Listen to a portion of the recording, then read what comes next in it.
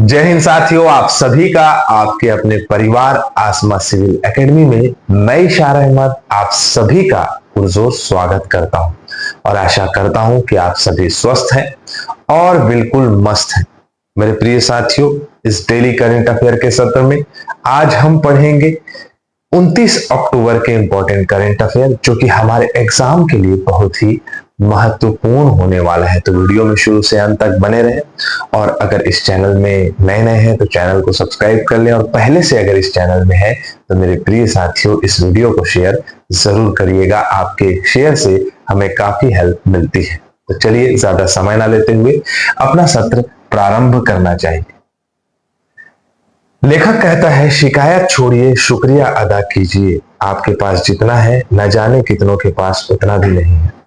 मेरे प्रिय साथियों, जीवन में मनुष्य को हमेशा बेहतर और ज्यादा पाने की चाह होती है, लेकिन उस बेहतर और ज्यादा पाने की चाह में उसके अंदर जो संतुष्ट होने की जो क्वालिटी होती है वो धीरे धीरे खत्म होने लग जाती है, जिसकी वजह से वो बहुत सारी परेशानियों का जैसे एंजाइटी, डिप्रेशन, चिंता, फिक्र की जो है शिकायत उसको होने लग जाती है। तो मेरे प्रिय साथियों, जितना है उतने में संतुष्ट रहिए और बनाना है तो उस पर मेहनत करिए और मिल गया तो खुश रहे, ना मिला तो कोई बात नहीं। ठीक है, आशा करता हूं मेरी बातें आप लोगों को समझ में आ गई होगी। आज है धनतेरस।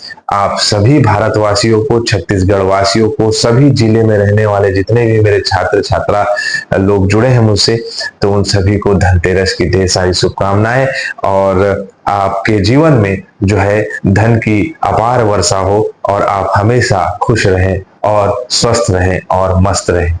और मैं आप लोगों को फिर से बोलना चाहूंगा कि इस दिवाली जो है वो जो दिवाली मनाना चाहते हैं अच्छी तरह से, उन लोगों से जो है सामान खरीदे, जैसे कि फुटपाथ में लगाते हैं लोग सामान बेचने के लिए, तो उन सभी का जो है सम्मान करें, उनसे जो है चीजें परचेस करें। ठीक है, चलिए आगे बढ़ते हैं। विश्व स्वास्थ्य संगठन ने अक्टूबर 2024 में किस देश को मलेरिया मुक्त घोषित किया है? तो मिस्र, इजिप्ट को किया था। रोशनी देवांगन ने सही आंसर दिया है। टट्टू छोटा घोड़ा होता है। अच्छा, थैंक यू सो मच। देखो, सीखने का सत्र है। हाँ, टट्टू जो होता है उसे हम क्या कहते हैं? छोटे घोड़े को टट्टू कहा जाता है। ठीक है, भाड़े का टट्टू, ऐसा मुहावरा पढ़े हो गया। शशि ने भी सही आंसर दिया है, मिस्र। Very good. अंतरराष्ट्रीय इंटरनेट दिवस कब मनाया जाता है? तो आज के दिन मनाया जाता है अंतरराष्ट्रीय इंटरनेट दिवस। मतलब आज कौन सा डेट है? आज है 29 अक्टूबर को। हर 29 अक्टूबर को मनाया जाता है इंटरनेट दिवस। मेरे प्रिय साथियों, इंटरनेट की इतनी ज्यादा जरूरत हो गई है आज की डेट में हम मनुष्यों के बीच में कि बिना इंटरनेट के कोई रह नहीं सकता आज की डेट में। जैसे अगर मैं आपसे ही कहूं कि आपका मोबाइल आपको महज कुछ घंटों के लिए जो है छोड़ना है, त्यागना है या रखना है, तो आप खुद जो है परेशान हो जाएंगे। आपका माइंड जो है वो बार बार मोबाइल की ओर जाएगा। तो हम क्या हो चुके हैं? एडिक्ट हो चुके हैं। जैसे 2019 की बात करें, आंकड़ा 2019 का है, 4.39 बिलियन इंटरनेट उपयोगकर्ता थे। वर्तमान में तो काफी है। ठीक है, 57% हिस्सा इंटरनेट उपयोग करता है विश्व की जनसंख्या का, जो कि अभी के आंकड़े के अनुसार 65% के आसपास हो गया। हर दिन 10 लाख लोग इंटरनेट के उपयोग करते हैं। 6.5 घंटे के आसपास जो है ऑनलाइन बिताते हैं। 2 घंटे से ज्यादा जो है सोशल मीडिया में बिताते हैं। तो आप देख सकते हो कि क्या स्थिति है। इंटरनेट दिवस, ठीक है, आज के दिन मनाया जाता है। सिम्बेक्स, सिम्बेक्स कहाँ, किन किन देशों के बीच में का सैन्य अभ्यास है? तो भारत और सिंगापुर के बीच का, मैं कई बार बताया हूं। ठीक है, सफल आयोजन इसका पूर्ण हो चुका है। तीनों सागरों में, बंगाल की खाड़ी, अरब सागर, हिंद महासागर, सभी जगह सिंगापुर के साथ अभ्यास हो चुका है। भारत और सिंगापुर में ये होता है। 23 से 29 अक्टूबर जो है विशाखापट्टनम में हुआ। याद रखिएगा इसका कि 31 मतलब 31वां संस्करण इसका रहा है। ठीक है, अगर हम सिम्बेक्स की बात करें, भारत और सिंगापुर के बीच में होता है। 1994 में स्टार्ट हुआ है। 30वां संस्करण सिंगापुर में हुआ था। भारत में हुआ है 31वां संस्करण। ठीक है, चलो, प्रथम विश्व प्राकृतिक संरक्षण सूचकांक, प्रथम विश्व प्राकृतिक संरक्षण सूचकांक 2024 में भारत का स्थान क्या है? तो भारत का स्थान बहुत ही दयनीय है।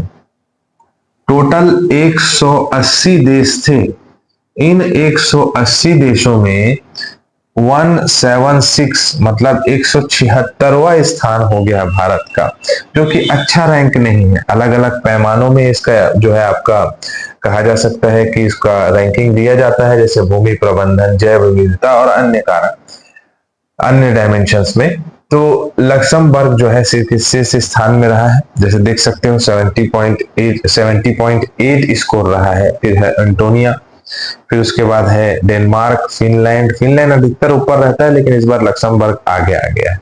ठीक है, और भारत की स्थिति 176 निम्नलिखित में से किसे एक्सिस बैंक का एमडी और सीईओ नियुक्त किया गया है? तो अमिताभ चौधरी जी को जो है वो सीईओ के रूप में, एमडी और सीईओ के रूप में नियुक्त किया गया है एक्सिस बैंक का। ठीक है, याद रखिएगा, ज्यादा कुछ तो इसमें इंपॉर्टेंट है नहीं, लेकिन हाँ अमिताभ चौधरी याद रख सकते हो, करंट अफेयर से रिलेटेड है। आपको एक्सिस बैंक का तो नहीं पूछेगा, लेकिन बैंकिंग के एरिया में पूछ सकता है। एनटीपीसी ने भारतीय सेना के साथ मिलकर किस स्थान पर सौर हाइड्रोजन आधारित माइक्रो ग्रिड स्थापित करी है? तो सौर हाइड्रोजन आधारित जो ये आपका माइक्रो ग्रिड है, ये बेसिकली ऊर्जा संबंधित कार्य किए जा रहे हैं लद्दाख के क्षेत्र में, और एनटीपीसी ने जो है इसे स्थापित किया है भारतीय सेना के साथ मिलके। देख सकते हैं आप कि यहाँ पर स्थायी बिजली की आपूर्ति होगी, पर्यावरणीय प्रबंधन अच्छे तरीके से सुनिश्चित हो पाएगा, है ना। जो बढ़ी हुई आत्मनिर्भरता है अन्य राज्यों से, उन सभी चीजों से मुक्त हो जाएगा लद्दाख क्षेत्र, क्योंकि लद्दाख मुख्य रूप से अगर हम माने तो काराकोरम या कहा जा सकता है ट्रांस हिमालय के एरिया में आता है। तो वहां पर बिजली, पानी, ये सभी चीजें पहुंचना थोड़ा सा टफेस्ट टास्क होता है, इसीलिए लद्दाख को श्वेत मरुस्थल कहा जाता है, बेसिकली लद्दाख के ज्यादातर पार्ट को। तो उस क्षेत्र में काफी अच्छा प्रबंधन है, किसके द्वारा किया गया है? तो एनटीपीसी। ठीक है, तो राष्ट्रीय ताप विद्युत निगम एनटीपीसी की बात करें तो 1975 में फाउंडेशन हुआ है, स्थापना हुआ है, दिल्ली में मुख्यालय है। गुरदीप सिंह इसके अध्यक्ष है। उद्योग बिजली उत्पादन इसका कार्य है। ठीक है, नेशनल थर्मल पावर कॉर्पोरेशन। सरकार ने 80 वर्ष से अधिक आयु के वरिष्ठ नागरिकों के लिए अतिरिक्त पेंशन की घोषणा की है। इस अतिरिक्त पेंशन का दूसरा नाम क्या है? सरकार जो है बहुत अच्छी घोषणा है, मतलब जितने भी वृद्धावस्था में पहुंच जाते हैं, 80+ जितने भी वृद्ध लोग हैं, उन लोगों के लिए ये पेंशन रखा गया है। संवेदनशील भत्ता इसका नाम है। सभी क्षेत्रों में, सभी वर्गों में इसे बांटा जाएगा, अलग अलग क्राइटेरिया रखा गया है। 80 से 85 वर्ष के लिए 20%, है ना। 85 से 90% 30% संवेदनशील भत्ता, और 100 वर्ष तक के अगर कोई पहुंच जाता है 100 वर्ष में, तो 100% मिलेगा। 1985 में इसकी स्थापना हुई है ना, पेंशन और पेंशनभोगी कल्याण विभाग के द्वारा। जिम्मेदार मंत्री नरेंद्र मोदी जी है, कार्मिक लोक शिकायत पेंशन मंत्री है, ये सभी इसमें शामिल है। ठीक है, ये संवेदनशील भत्ता आप याद रखिएगा, सीधा सीधा प्रश्न पूछेगा। अक्टूबर 2024 में एशिया स्वच्छ ऊर्जा शिखर सम्मेलन कहाँ आयोजित कराया गया था? तो कहाँ कराया गया था? स्वच्छ शिखर सम्मेलन, ये भी जो है सिंगापुर में कराया गया था। ठीक है, स्वच्छता पे आधारित ये ऊर्जा सम्मेलन हुआ था, जिसमें मुख्य रूप से बहुत सारी इकाइयों ने पार्टिसिपेट किया था। आपको ये पता होना चाहिए कि सिंगापुर में 22 से 24 अक्टूबर को हुआ था। एशिया प्रशांत क्षेत्र के लिए स्थायी भविष्य को आकार देने के लिए वैश्विक नेताओं को एकजुट करना मुख्य उद्देश्य था इसका। स्वच्छ ऊर्जा रणनीति में नेट जीरो लक्ष्य को लाना, स्वच्छ ऊर्जा प्रौद्योगिकी का नवाचार को बढ़ाना, नीति, वित्त, प्रौद्योगिकी सभी क्षेत्रों में एक बेहतर तरीके से क्लियरेंस बढ़ाना इसका मुख्य उद्देश्य था। ठीक है, चलिए, अलग अलग देशों ने पार्टिसिपेट किया, जैसे कि ये एशिया कार्बन समिट भी वहीं पर हुआ 24 अक्टूबर को। एशियन कार्बन समिट में क्या हुआ कि कार्बन उत्सर्जन से संबंधित जितने भी समस्याएं हैं, जैसे हरित अनावरण बनाना, इन सभी मुद्दों पर बताया ना कि सारी क्लियरिटी पे जो है बल दिया गया है इस समिट में। ठीक है, चलो आगे बढ़े। अगला है प्रश्न, निम्नलिखित में से किस देश ने भारत में डिजिटल बुनियादी ढांचे का समर्थन करने के लिए भारतीय निजी क्षेत्र के साथ सहयोग करने की घोषणा की है? ये तीनों देशों ने डिजिटल इंडिया को बढ़ावा देने के लिए, संयुक्त राज्य अमेरिका, जापान, दक्षिण कोरिया, ये सभी देशों ने पार्टिसिपेट किया भारत के डिजिटल डेवलपमेंट को बढ़ावा देने के लिए। सहयोगात्मक रूप से ये एक दूसरे के साथ कार्य करेंगे। अलग अलग इनकी इकाइयां हैं, जैसे आप देख सकते हैं कि US international development finance corporation ये पार्टिसिपेट करेगा।